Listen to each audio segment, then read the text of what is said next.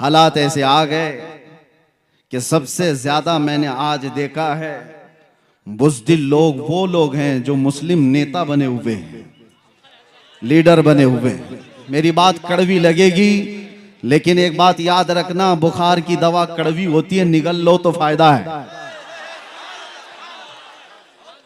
उगल दोगे तो ये बुखार चढ़ता चला जाएगा। जितना तुम्हारे अंदर चापलूसी और दूसरों की रजा हासिल करने की चाहत आई है, यह कौम को ले डूबती है, कौम को ले डूबती है।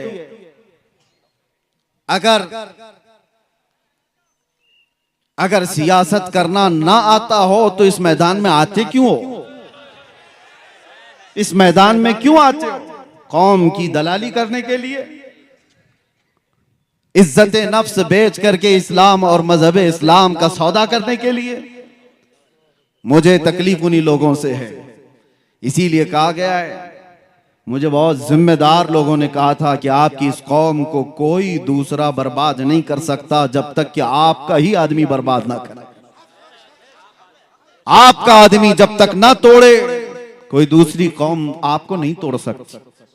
एक बहुत बड़े ऑफिसर की बात मैं आपके सामने अर्ज कर रहा हूं, और कुरान में भी रब ताला फरमाता है वलन यजअलल्लाहु लिलकाफिरीना अलल मुमिनीना सबीला।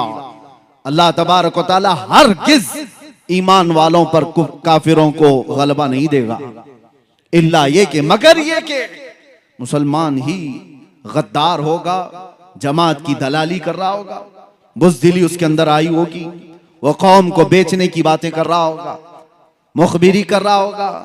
आज तो कितने लोग इसी पर अपना गुजर बसर कर रहे हैं, वो टिप्पर बने हुए हैं, मुखबिर बने हुए हैं, कितनों के घर इस पर चल रहे हैं। बाज आ जाओ मेरे अजीजों, खैर उम्मत हो आप। कुरान ने कहा है कुंतुम खैर उम्मतिन उखरिजत लिन्नास, तमाम इंसानों में अल्लाह ने तुम्हें खैर उम्मत बनाया है। तअमुरूना बिल मारूफ व तनहौना अनिल मुनकर, तुम अच्छाइयों का हुक्म देने वाले हो, बुराइयों से रोकने वाले हो। तुमने अगर ये जिम्मेदारी छोड़ दी तो एक बात याद रखना, होता क्या है मालूम है? एक मशहूर शेर है, दीवार क्या गिरी मेरे खस्ता मकान की, दीवार क्या गिरी मेरे खस्ता मकान की, लोगों ने आने जाने का रास्ता बना लिया। होता यही है, घर अगर पुराना होकर टूट गया और उसकी देखभाल नहीं की जा रही है तो लोग उसको तो रास्ता समझकर इधर से उधर निकलने लग जाएंगे, घर को भी रास्ता बना लिया जाएगा। यही हाल है आज। हमने मुस्तफा करीम सल्लल्लाहु ताला अलैहि वसल्लम की गुलामी से जो रूगर्दानी कर लिया, हक बयान करना उलमा ने छोड़ दिया है, तो हर कौम ने तुमको अपने निशाने पर उठा रखा है। वजह यही है कि आज हम हर एक के रास्ते पर क्यों आए हुए हैं? क्यों फुटबॉल की तरह से उछाला जाता है, खेला जाता है? वजह यह है कि तुमने अपनी असलियत को भुला दिया है। कुरान तुम्हारी असलियत क्या बता रहा है? तअमुरूना बिल मारूफ व तनहौना अनिल मुनकर, तुम अच्छाइयों का हुक्म देने वाले हो, बुराइयों से रोकने वाले हो। कितने बच्चे ऐसे हैं इसमें जो अच्छाइयों का हुक्म देने का काम कर रहे हैं, बुराइयों से रोकने वाला काम कर रहे हैं। किसी को किसी की आज नहीं पड़ी। 24 घंटे बच्चा नशे में घूम रहा हो, पड़ोस में देखने वाले भी देखकर उसको हंस करके चले जाते हैं। एक बात याद रखना, मोहल्ले में एक जानी होता है तो पूरे मोहल्ले से बरकत उठ जाती है, पूरे मोहल्ले से। दूसरे इबादत गुजार भी होते होंगे। एक बात, एक हदीस में है, जिब्राइल अमीन अलैहिस्सलाम को हुक्म हुआ था कि एक बस्ती को तबाह कर दो, ये बहुत नाफरमान है। अल्लाह का हुक्म आया, वो बस्ती को तबाह और बर्बाद करने का अजाब अल्लाह का आ गया। लेकिन उस बस्ती में एक नेक बंदा भी रहता था, और इतना नेक कि उसने कोई गुनाह नहीं किए थे।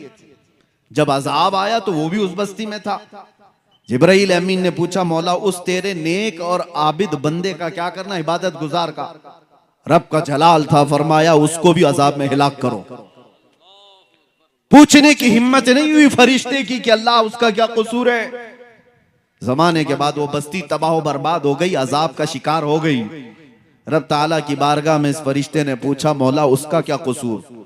रब ताला ने फरमाया, वो बुराइयां अपनी आंखों से देखता था और किसी को कुछ कहता नहीं था, देखकर खामोश रहता था। तो बुराइयां देखकर खामोश रहने वाले का भी वही अंजाम है जो बुराई करने वाले का है। वो सपोर्टर है, वो खामोश ताउन कर रहा है। आज ये हालात ने हमें दीमक की तरह से गला रखा है मेरे अजीजों। सबसे पहले मैं उन लोगों की खबर लेना चाहता हूं जो उलमा को चलाना चाहते हैं, जो बड़े बड़े नेता हो कि पैसे वाले हो, जो कुछ भी हो आप, तुम्हारा माल तुम्हें मुबारक। रदीना किस्मतल जब्बारी फीना लना इल्मुन वलिल जुहाली मालुन। मौला अली करमल्लाहु वजहुल करीम ने फरमाया था, अल्लाह तबारक व तआला की इस तकसीम पर हम राजी हैं कि अल्लाह ने हमें इल्म दिया है, जाहिलों को माल दिया। हम इस तकसीम पर राजी हैं। अल्लाह तबारक व तआला का फजल करम व एहसान अजीम है। लेकिन मालदारों से, कमेटी वालों से, जिम्मेदारों से, मैं हर जगह के इलाके वालों से, जाहिर सी बात है हमारी बात फैलती है, सबसे कहता हूं, होश के नाखून लो। आपको जिम्मेदार उलमा की गर्दन पर बैठने के लिए नहीं बनाया गया।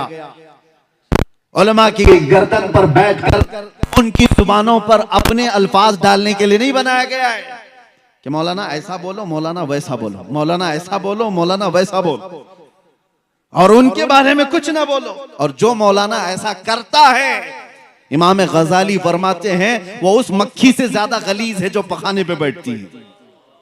वजह यह है कि ये इल्म बेच रहा है और अपना दीन बेच रहा है माल की वजह से, मालदारों के रौब से। दोनों अजाब में गिरफ्तार होंगे। माल वाले, जितने भी मनसब वाले हैं, आप खलीफा हारून रशीद से ज्यादा बढ़ करके तो नहीं होंगे। हारून रशीद उस खलीफा का नाम है जिसने एक जमाना ऐसी खिलाफत की है कि बड़ी बड़ी हुकूमतें उससे थरथराती थी। माल दौलत के खजाने पे हिसाब थे। अपने बेटों को, अमीन और मामून दो बेटे थे, जिस उस्ताद के पास पढ़ने के लिए रखा था वक्त का बादशाह इमाम खलील कूफी, वो पढ़ाते थे बच्चों को, बादशाह के बेटे को पढ़ाकर चले जाते थे। एक दिन बादशाह ने देखा दूर से, वो वजू कर रहे थे और बादशाह का बेटा पानी लेकर के उस्ताद को वजू के लिए मदद कर रहा था। जाहिर से बात है, एक बादशाह का बेटा एक मौलवी को वजू करा रहा है, बहुत बड़े बादशाह का बेटा। थोड़ी देर के बाद अपने बेटे को बुलाया। जब उस्ताद चले गए, एक थप्पड़ मारा अपने बेटे को, कहा क्या कर रहा था। हो सकता है आज के मालदार लोग इसलिए थप्पड़ मारे कि वो मौलवी हमारे औकात के बराबर नहीं है, तू उसकी क्या खिदमत कर रहा है। लेकिन बादशाह ने थप्पड़ क्यों मारा था? बेटे से पूछा क्या कर रहा था, कहा उस्ताद की खिदमत कर रहा था, वजू का पानी दे रहा था। और थप्पड़ लगाया और कहा खिदमत का यह तरीका नहीं होता, एक भाई पानी डाल रहा होता और दूसरा भाई पांव धो रहा होता, यह खिदमत का तरीका होता, तुम दूर से पानी कैसे दे रहे हो। उन बादशाहों ने भी अपने बेटों को यह सिखाया था कि उलमा की जूतियों के पास बैठो, यही अदब है, ना ये कि उन पर अपनी मर्जी चलाओ। दीन का निजाम यहीं से तो बिगड़ रहा है। मिंबरों पर जो आवाजें उठती थी, हक की आवाजें, उन्हें कौन दबा रहा है। आज हम आजाद मुल्क में जी रहे हैं और अल्हम्दुलिल्लाह मुझे फख्र है जितनी आजादी के साथ हम बोलते हैं। हक बात का ऐलान करने में जब कोई पाबंदी नहीं है, तो ये कौन लोग हैं जो माल वाले, पैसे वाले, जो उलमा को अपनी मर्जी के मुताबिक बुलवाना चाहते हैं। हाँ, हालात से आप बाखबर कर सकते हैं उलमा को, हालात इस तरह के चल रहे हैं। और एक नब्बाज आलिम वो खुद समझ जाए कि उसे क्या बोलना है। कल्लिमुन्नास अला क़द्रि उक़ूली, लोगों की अक्ल और जमाने के हालात के एतबार से वो गुफ्तगू करे। लेकिन यहाँ हालात बहुत अलग चले हैं। ये जो कौम रात भर जलसे करती है, यहाँ के तो चले, हम साउथ में हैं, अभी अच्छे खासे जलसे हो करके चले जाते हैं। शुमाल हिंद में हमने देखा है रात 5 बजे तक जलसा चलाने वाले, कई शायरों को, कई बड़े बड़े मुकर्रिरीन को लाने वाले, और पता नहीं कितने कितने पैसे खर्चा करने वाले। वो अपने मस्जिद के, मोहल्ले के मुअज्जिन को और इमाम को 5,000 देने को भी तैयार नहीं। उन उलमा को उसी तरह से रखा गया है और फिर कहते हैं कि कौम के अंदर बदहाली है, कौम के अंदर ज़बू हाली का शिकार हो चुकी है ये कौम, अखलाक में गिरी हुई है। जहां से हक बात का ऐलान होता था उन आवाजों को दबा दिया गया है, उन आवाजों को खत्म करने की कोशिशें की जा रही है। ये गैरों की तरफ से नहीं, अपनों की तरफ से है। इस्लाह करो। और एक बात मैं आपको बता दूं, बुजुर्गों ने फरमाया है कि माल की चर्बी जब किसी को चढ़ती है तो सबसे पहले वो दीन का मजाक उड़ाने लग जाता है, और वही फिरौन के साथ क़यामत के दिन उठाया भी जाएगा। माल आने के बाद बहुत बड़ा इम्तिहान है, हकीर मत समझो उलमा को या दीन की बात करने वालों को। न पूछ इन खिरका पोशों को, इरादत हो तो देख इनको, यदे बैजा लिए बैठे हैं अपनी आस्तीनों में। या उलमा ही थे जिन्होंने इनकलाब पैदा किए हैं, इंसान बनाए, लोगों के मिजाज को संवारा है। बिगड़ते हुए हालात में कौन लोग थे? इश्क रसूल की बातें करने वाले, कुरान के पैगामात को फैलाने वाले, ये वो मुख्तसर सी जमात थी। इस हिंदुस्तान की आजादी में आपको पता है 1857 के गदर में 30,000 उलमाए कराम को दिल्ली से लेकर कश्मीर तक हर झाड़ी पर लटका दिया गया था। फांसी पर लटकने वाले, अंडमान निकोबार काला पानी की सजा काटने वाले, ये उलमाए ज़वील एहतराम थे और वो हक बोलने वाले थे। जानते हो अंग्रेजों का दबदबा था, और ऐसा दबदबा था कि कोई कुछ बात नहीं कर सकता था।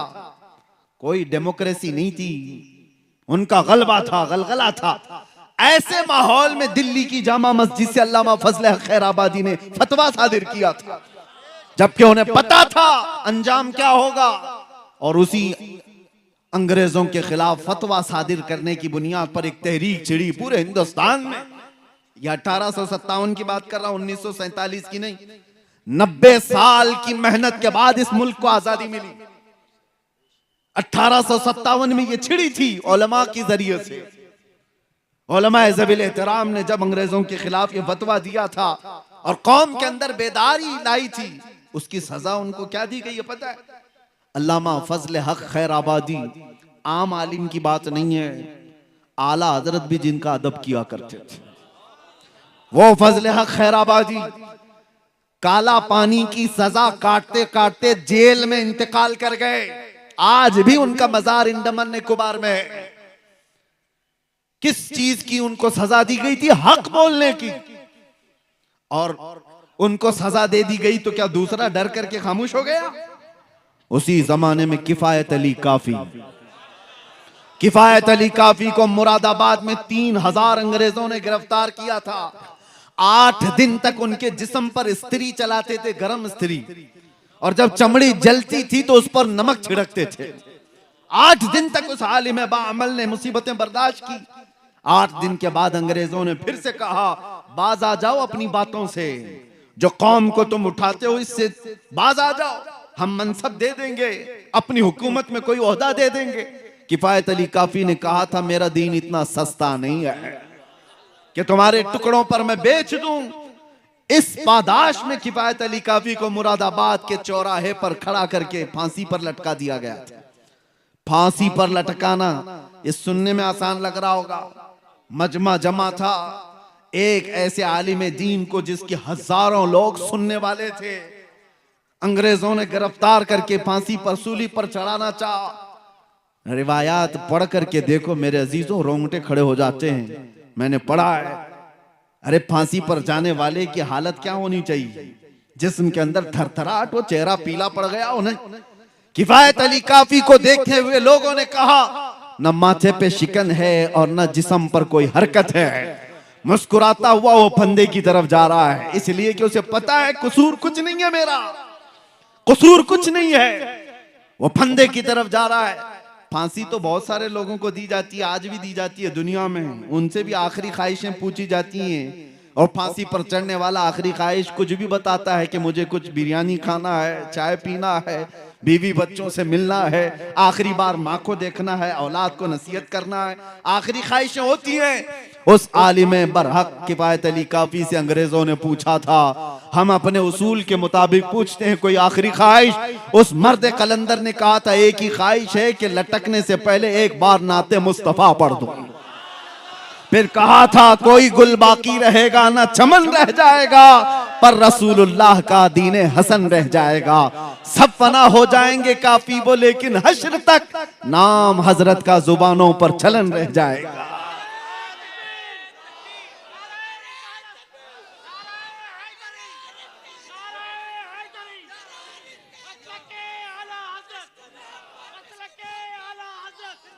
दो चार मिसालें मैं और आपके सामने रखता हूं उलमा इकराम के लिए खास तौर पर। आज हमें जिस तरह से दबाने की कोशिश करोगे उसका अंजाम क्या होगा पता है? तुम्हारे बच्चे ऐसे बुज़दिल पैदा होंगे जो अपनी माँ और बहनों की इज्जत भी नहीं संभाल सकेंगे।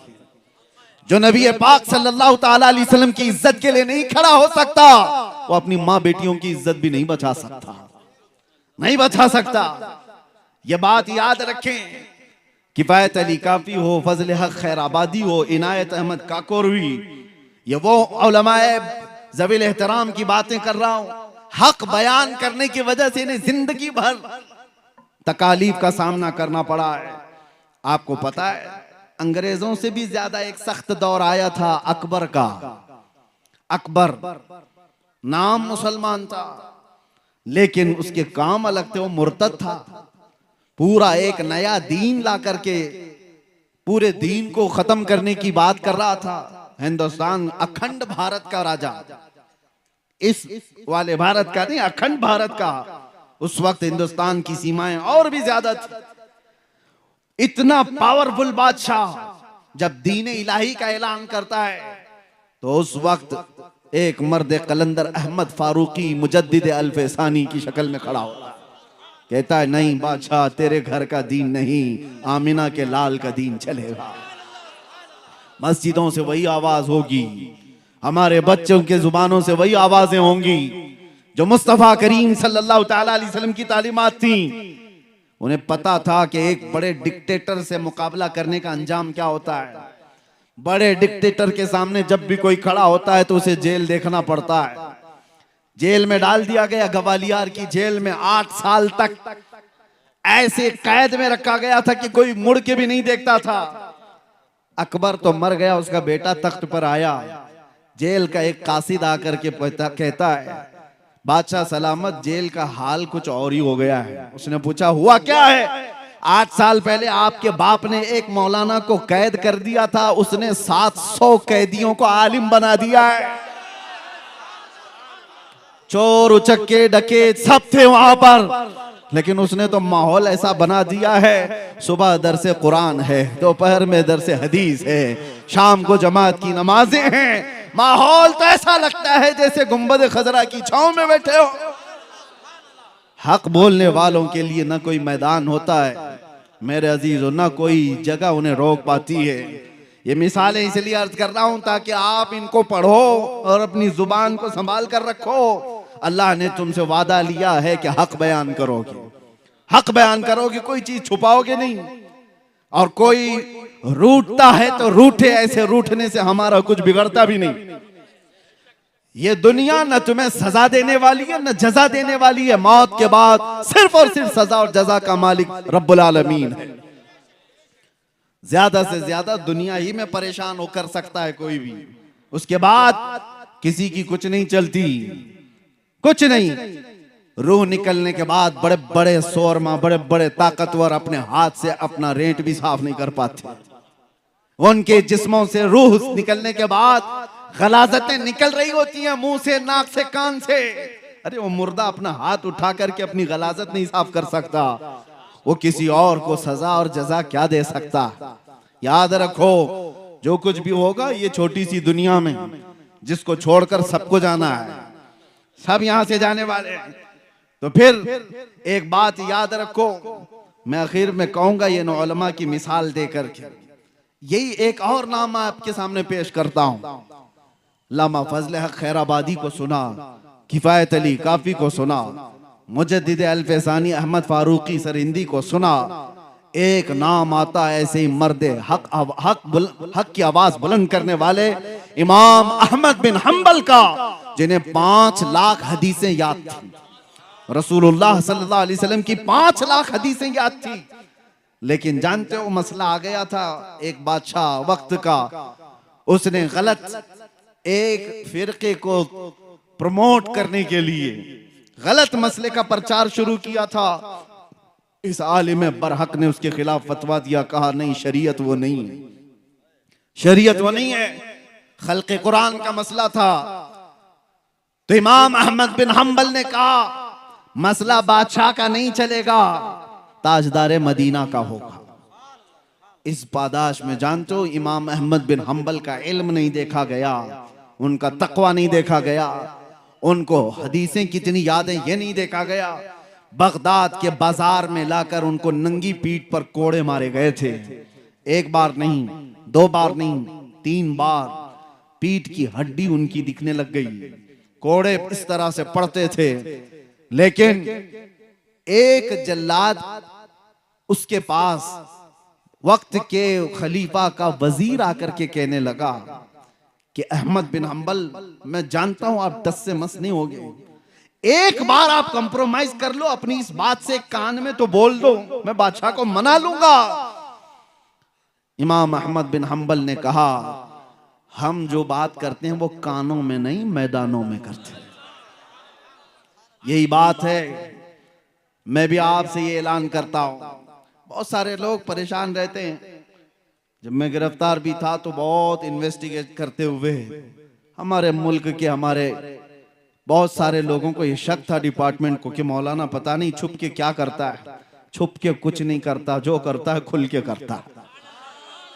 हमारी कोई सीक्रेट तंजीम नहीं है, कोई खुफिया जमात नहीं है, अंडरग्राउंड मीटिंगें करने का हमारा कानून नहीं है। जब हमें पता है नबी आखिरुज़्ज़मान सल्लल्लाहु तआला अलैहि वसल्लम की शरीयत सच्ची है, दीन इस्लाम सच्चा है, कुरान सच्चा है, मेरा खुदा सच्चा है, मेरा नबी सच्चा है, तो फिर सर झुकाकर और सर छुपा करके नहीं, सर उठाकर ही बात करें। हमें जब यकीन है कि गलत नहीं है तो फिर छुप करके करने की कोई जरूरत ही नहीं। मेरे अजीजों, मैं उन लोगों की खाम ख्याली को या बदगुमानी को दूर करने के लिए बात कह रहा हूं जो ये समझते होंगे हम जो भी बात कर रहे हैं नौजवानों के सामने, इनको बुरे अखलाक से वापस लाने के लिए हम जाहिर से बात है मैदानों में ही करेंगे। अब जो बात मैं कहने जा रहा हूं तवज्जो से, सिरा की तारीख से भी इसका ताल्लुक है, आपके मैदान से भी ताल्लुक है। सिरा में रहने वाले बुज़दिल हों ये मुझे हजम भी नहीं होता, हजम भी नहीं होता। वजह यह है कि तारीख बताती है कि इस जमीन से कभी टीपू सुल्तान का ताल्लुक रहा है। अगर उस सुल्तान का ताल्लुक रहा है तो बुज़दिली आई कहां से? याद करो उस मर्द कलंदर की बात को, गीदड़ की 100 साला जिंदगी से शेर की एक दिन की जिंदगी बेहतर है।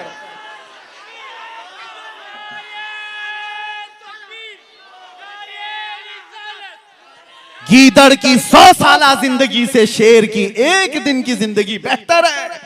जीना है तो हक बात करके जियो, जब मरकर दुनिया से जाना ही है तो चापलूसी करके मत जियो।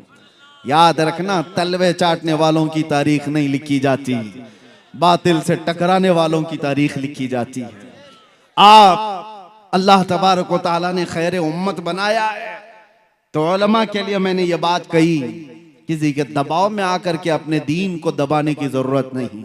जो हक बात है वो हक बात का ऐलान करो। अगर कोई जुआरी है तो उसको नसीहत करो, कोई शराबी है तो उसको नसीहत करो। ये मत देखो कि वो कितना पावरफुल है, कितना बड़ा सरदार है, कितने पैसे वाला है। ये मत देखो मस्जिद का सदर बड्डी का धंधा करता है इसलिए जुम्मा में कभी मैं बड्डी पे बयान नहीं करूंगा, सूद पे बयान नहीं करूंगा। अरे ठोकर मारो, ज्यादा से ज्यादा सदर क्या करेगा, नौकरी से निकालेगा। इमाम साहब जाओ, इमाम साहब से मैं कहता हूं ये एक दरवाजा बंद कर सकता है, मेरा रहमान 70 दरवाजे और खोलेगा। हक बात के लिए, अपनी रोजी और अपनी रोटी के लिए किसी के तलवे छाटने की जरूरत नहीं। अल्लाह रज़्ज़ाक़ हकीकी है। दुनिया में थोड़ी सी तकलीफें आ सकती हैं लेकिन मेरे अजीजों बुज़दिलों की तरह जी करके यहां से जाओगे तो हमेशा बदनाम रहोगे, हमेशा बदनाम, दुनिया में भी और आखिरत में अल्लाह के यहां पकड़ होगी। और कौम से अब मैं कहता हूं, आप भी, मुझे ये बड़ा दुख होता है। आज ही अपने कुछ हजरात ने मुझसे कहा, इमाम साहब जब मोहल्ले में कोई बुराई देखते हैं तो उसको बयान कर डालते हैं। आधा मोहल्ला तो उनका मुखालिफ हो बैठा है कि कमेटी बदलेगी तो सबसे पहले मौलाना को निकालेंगे। क्यों निकालेंगे? इसलिए कि वो तुमको कहता है, मियाँ अगर कोई डॉक्टर तुमसे कहे कि तुझे सर्दी हो गई, तुझे बुखार हो गया, तेरे पेट में गैस हो गई, तो क्या डॉक्टर को थप्पड़ मारोगे? डॉक्टर से क्या कहोगे? हाँ ठीक है साहब, हुई तो है बीमारी, इलाज आप कर दो। यही बात एक आलिम दीन से क्यों नहीं कहते? अगर वो कहे कि तेरे अंदर ये बुराई है तो आप ये ना कहें कि मौलाना ये गलत है, मैं दूसरे मौलाना को पकड़ूंगा। ये कौम ने खेल रचा रखा है, तलाक दे दिया बीवी को और ढूंढ रहा है कोई हलाल करने वाला मौलाना मिले, कोई ऐसा मौलाना मिले, पैसे लेकर के घूम रहा है, लिफाफे लेकर। मुफ्ती साहब ने कह दिया नहीं तलाक हो ही गई है, तो कहा ये पूरे मुफ्ती नहीं, दूसरे को ढूंढता हूं, दूसरी जमात के भी ऐसे कुछ मौजूद होंगे। अब तो कुत्ता कह सकता हूं, हड्डियों पर पलने वाला, जो किसी के माल पर अपना मसला बदलता हो। मेरे अजीजों, कौम ऐसों को ढूंढ रही होती है कि वहां जाए तो हमारा मसला हल हो जाए, हमें हलाल करके दे देंगे। तुम पूरी शरीयत को अपने पैसों से खरीदने की बात कर रहे हो, मेरे मुस्तफा की शरीयत को माल से बदलने की बात कर रहे हो। आगाह हो जाओ मेरे अजीजों, अल्लाह का अजाब करीब है और मौत के बाद क्या हिसाब दोगे? अगर तुम्हारे पास बात आ गई कि तुमने गलत किया है, सर झुका लो। आपको पता है बारगाह मुस्तफा सल्लल्लाहु तआला अलैहि वसल्लम में एक साहबी ऐसे आए, रो रहे थे। पूछा गया था क्या हुआ इनको? कहा उन्होंने कि मुझसे गलती हो गई, गुनाह हो गया, जिना हो गया। कौन बयान करेगा आज ये चीज? हुजूर ने अपना चेहरा फेर लिया, कहा जाओ तुम।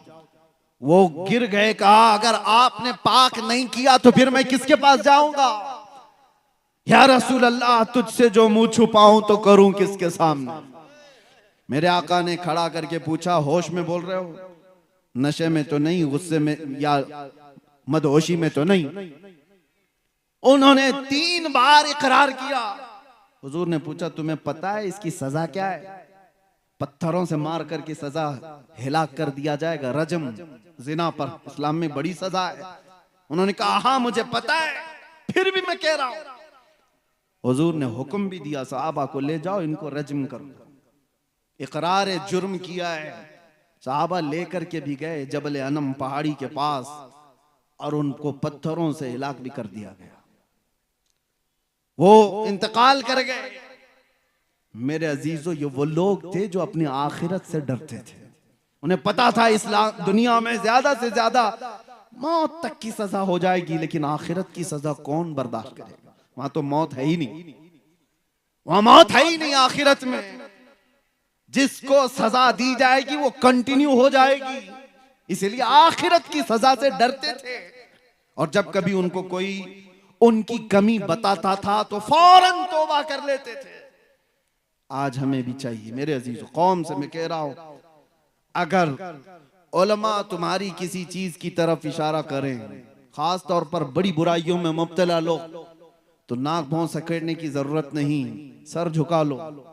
मेरा दीन यही है जो तुम्हें पाक और साफ करके अल्लाह की बारगाह में लाना चाहता है।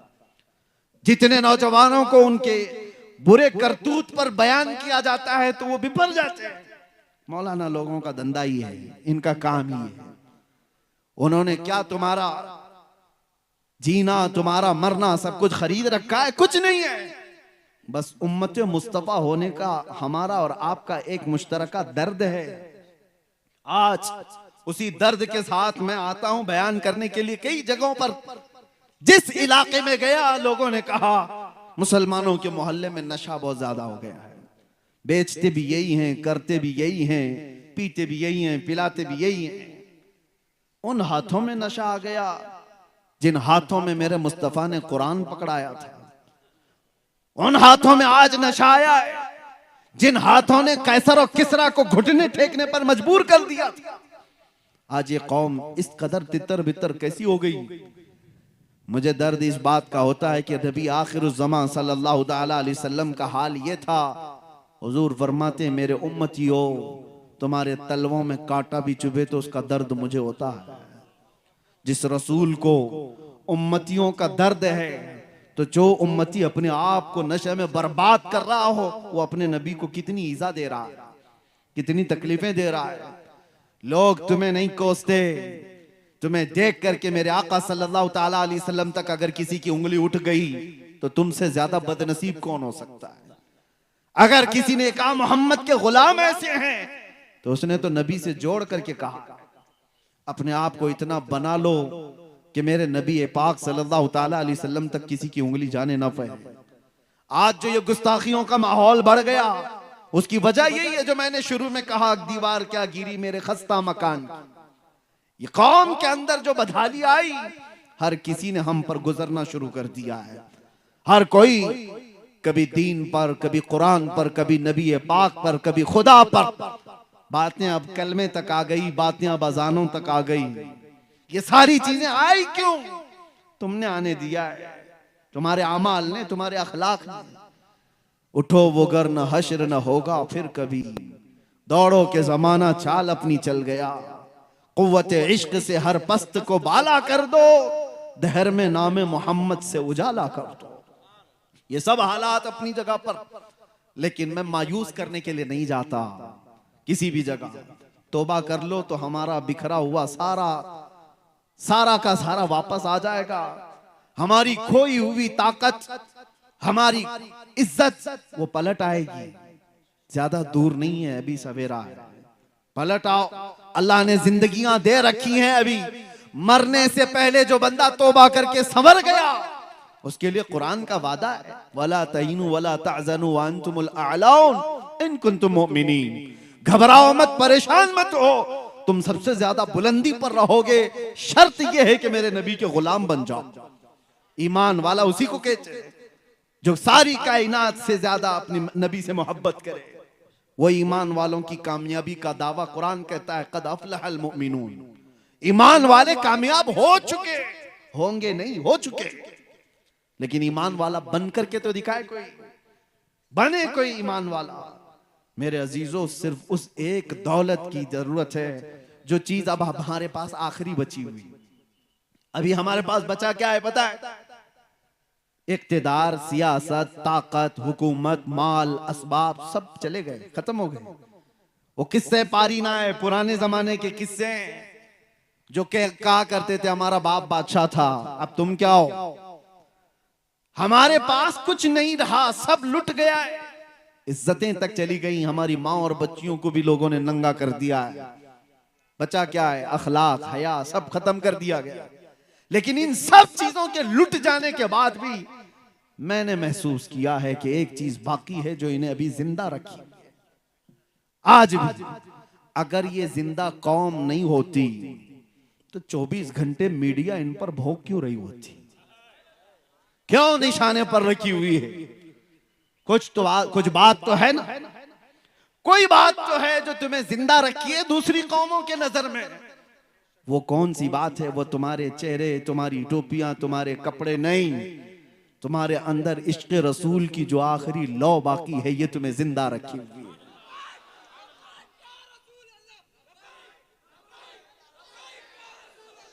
लब्बैक या रसूल अल्लाह। बस उस लौ को थोड़ा सा तेज होने की जरूरत है। जब कोई शमा थोड़ी सी भी रोशनी बाकी रखती है तो उससे बहुत सारी उम्मीदें भी बंधी रहती हैं। पूरी बुझी नहीं है, बुझी होती तो ये करंट थोड़ी ना लगता। हाँ, अभी किसी ने तार छेड़ा था आई लव मोहम्मद पर, पूरी कौम गर्म हो गई थी। क्यों?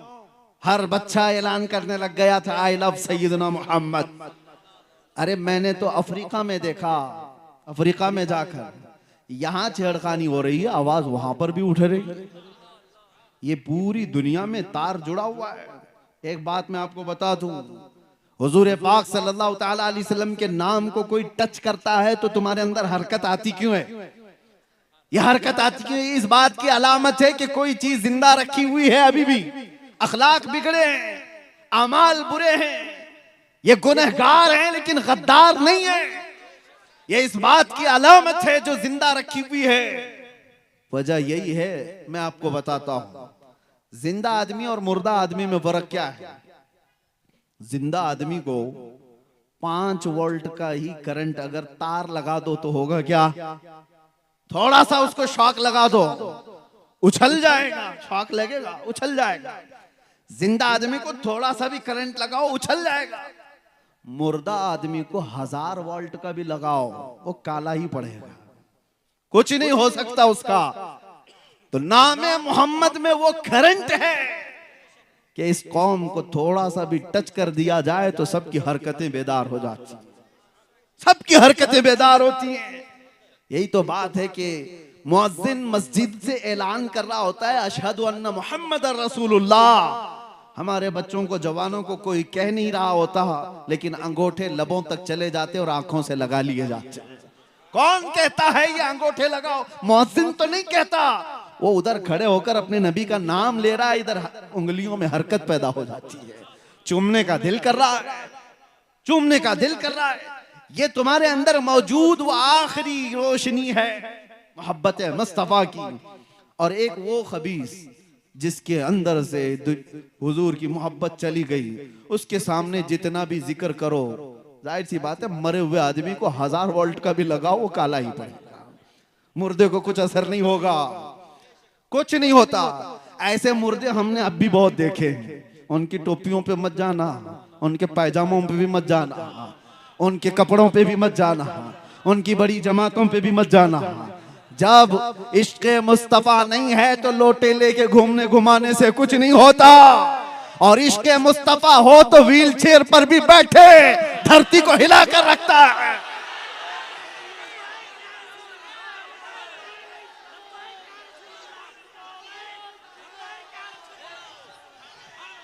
जिंदगी ये नहीं किसी की किसी के लिए, जिंदगी है नबी की नबी के लिए। ना समझ मरते हैं जिंदगी के लिए, अरे जीना मरना है सब कुछ नबी के लिए। और जो उनका हो गया, जो उनका हो गया वो कायनात का आका हो गया। आज मुझे पता है हजारों दिलों को अल्लाह ने हमारी तरफ जो माइल किया है, मैं जानता हूं, मैं हर बार ये जुमला कहता हूं, ये हमारे बाप दादाओं के किस्से बयान करने की वजह से कौम के दिल हमारी तरफ नहीं आए। एक ही चीज है, उनकी बात करो हर दिल पे राज करो, उनकी बात करो हर दिल पे राज करो। हुजूर पाक सल्लल्लाहु ताला अलैहि वसल्लम की मोहब्बत अगर निकल गई है तो फिर वो चलता फिरता मुर्दा है, वो चलता फिरता मुर्दा है। अब नामे मोहम्मद से, इश्क मुस्तफा से, मोहब्बत मुस्तफा के बयान से कुछ नहीं होने वाला उसका। इसीलिए ईमान की इस आखिरी लौ की हिफाजत करो, इस आखिरी लौ की हिफाजत करो। आला हजरत ने 100 साल पहले हमें ये नसीहत करके सुनाया था, सुना जंगल रात अंधेरी, छाई बदली काली है, सोने वालों जागते रहियो, चोरों की रखवाली है, चोरों की हर जगह चोरों की रखवाली है, चोरों की रखवाली है। और आला हजरत ये फरमाते हैं आंख से काजल साफ चुरा ले, या वो चोर बला के हैं। आंख से काजल चुराना समझते हो? आंख से काजल कैसे चुराया जा सकता है? कभी किसी चोर को देखा कि काजल चुराता है कोई? लेकिन ये इस्तिआरा है। आंख से काजल चुराने का मतलब है एक मोमिन की आंख का काजल वो डब्बी वाला नहीं है, इश्क मुस्तफा हुआ करता है, मोहब्बत मुस्तफा उसकी आंख का काजल है। और ये चुराने वाले चोर मौजूद हैं, आंख से काजल साफ चुरा लें, या वो चोर बला के हैं। अरे तेरी गठरी ताकी है और तूने नींद निकाली है, सारे लोग तेरी गठरी देख रहे हैं। कभी जाना सफर में, ट्रेन में बैठे हो, 1000 लोग सफर कर रहे होंगे, लेकिन तुम्हारे पास डायमंड है, सोना है, और चोर को अगर पता चल गया तो 999 को नहीं देखेगा, सिर्फ तुम्हारी तरफ देख रहा होगा। ये कब सोएगा कि गठरी उठा लूं, कब गाफिल होगा कि उछक लूं। इसलिए कि उसको 999 से मतलब नहीं, इसी एक से मतलब है। हमने देखा है आज भी एक से मतलब किसको किसको होता है। आज भी बड़े बड़े लोग हैं, घूम रहे हैं, फिर रहे हैं, बोल रहे हैं, उनसे किसी को मतलब नहीं। एक ऐसे से मतलब है जिसके पास गठरी है, जिसके पास इश्क मुस्तफा की दौलत है, दुनिया उसकी तरफ नजर जमाए बैठी है कि इधर गाफिल हो तो इसको तोड़ दें, इसको मार दें और इसका इश्क छीन लें। एक बात 100 साल पहले अंग्रेज कह करके गए थे इस जमीन से, ये फाका कश मौत से डरता नहीं जरा, रूहे मोहम्मदी इसके बदन से निकाल दो। ये कह करके गए थे, ये मौत से भी डरता नहीं, भूखा प्यासा रहता है। इसके अंदर जो जिंदगी बाकी रखी हुई चीज है वो रूह मोहम्मदी है। मोहम्मद अरबी के लिए मर जाता है, लड़ जाता है। इसीलिए हमने ये कहा था, या रसूल अल्लाह तेरे इश्क की बदौलत मुझे जिंदगी मिली है, मेरी बात बन गई है तेरी बात करते करते, है जो जिंदगानी बाकी ये इरादा कर लिया है जो जिंदगानी बाकी ये इरादा कर लिया है, तेरे मुनकिरों से आका मैं मरूंगा लड़ते लड़ते। आप भी इस बात पर आ जाओ, अल्लाह जिंदगी अता करेगा, वो जिंदगी अता करेगा कि हजारों तुम्हारी तरफ देखने को फख्र महसूस करेंगे, तुम्हारा चलना फिरना भी नेमत बन जाए, तुम्हारा रहना भी बाइसे बरकत बन जाए। वो जिंदगी न जियो जिसके मरने के बाद भी जाने वाले कहें धरती का बोझ चला गया, गुनाहों का अड्डा खत्म हो गया। ऐसी जिंदगी गुजार करके जाओ कि तुम्हारे यहाँ जाने के बाद दुनिया ये कहे कि वो चलता था तो मदीने की खुशबुएं फैलाता था, मेरे मुस्तफ़ा की बातें करता था, इश्क में डूबा हुआ था, उसके चेहरे पर मुस्तफ़ा की सुन्नतों के आसार थे। वरना जनाजे बहुत सारे उठ करके चले गए। उन जनाजों के जाने के बाद हमने देखा है कब्रस्तानों में तख्तियां भी बुझ गईं, लोग दफन होकर खत्म हो गए, तारीखें मिट गईं। लेकिन मेरे अजीजों कुछ ऐसे लोग हैं जिनका जनाजा भी गया, कब्र भी बनी, 100 साल भी हो गए, लेकिन उनका नाम मरता नहीं, मारने पर भी मरता नहीं, खत्म किए जाने पर भी खत्म नहीं होता। अभी कर्नाटक की सरजमीन पर हैं हम, बहुत दूर रहने वाले हैं, लेकिन फिर अगर मैं यहाँ एक बात का ऐलान करूं, अभी जवाब में देखो ये मजमा क्या कहता है, इश्क मोहब्बत, इश्क मोहब्बत। कौन है वो आला हजरत, कौन है? सिर्फ इश्क मोहब्बत की बात की जाती है तो हर बच्चे की जुबान से आला हजरत का नाम आता है।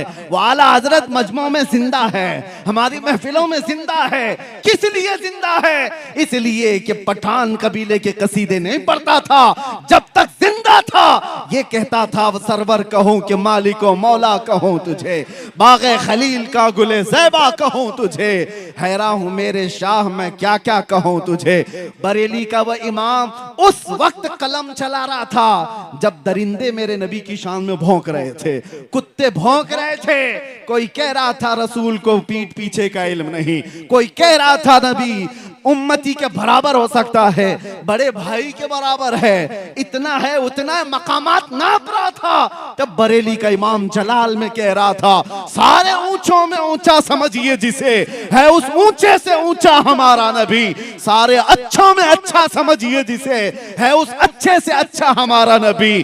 अरे पाउंड की लालच में, माल की लालच में मौलवी बिके हुए थे, फतवे अंग्रेजों के मुताबिक दिया करते थे, उनको बर्तानिया से तनख्वाहें आया करती थी। उनके थोड़े से माल की बुनियाद पर जिन्होंने दीन बदल लिया, अपने जुब्बे कुब्बे सब बदल डाले, मदरसों में नाफिज शरीयत को भी उन्होंने खत्म कर डाला, मेरे मुस्तफा की अजमत पर भौंक करके। उनको पता नहीं था अंग्रेज कब तक इन्हें पाल सकते हैं, कब तक इन्हें दे सकते हैं। नजराने भी बंद हो गए, अंग्रेज भी चला गया, इनके सारे बाप दादा भी खत्म, इनके सारे नजराने भी खत्म। उस जमाने में बरेली का इमाम तन्हा था, लेकिन ये कहता था कौन देता है देने को मुंह चाहिए, अरे कौन देता है देने को मुंह चाहिए, अरे देने वाला है सच्चा हमारा नबी।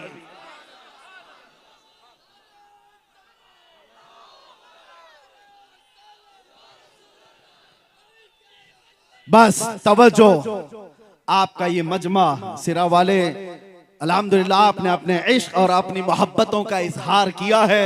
आखिर में मैं ये कह करके जाऊंगा, हक बात के लिए हमेशा खड़े रहे उलमाए ज़वील एहतराम और अवाम अहले सुन्नत व जमात हक बात कहेंगे और हक पर अमल भी करते रहेंगे। आओ बारगाह मुस्तफ़ा में अपने आप को सुपुर्द करते हुए यूं कहते हैं, या रसूल अल्लाह मरने से पहले सिर्फ इतनी ख्वाहिश है, चमक तुझसे पाते हैं सब पाने वाले, मेरा दिल भी चमका दे चमकाने वाले, लब्बैक या रसूल अल्लाह।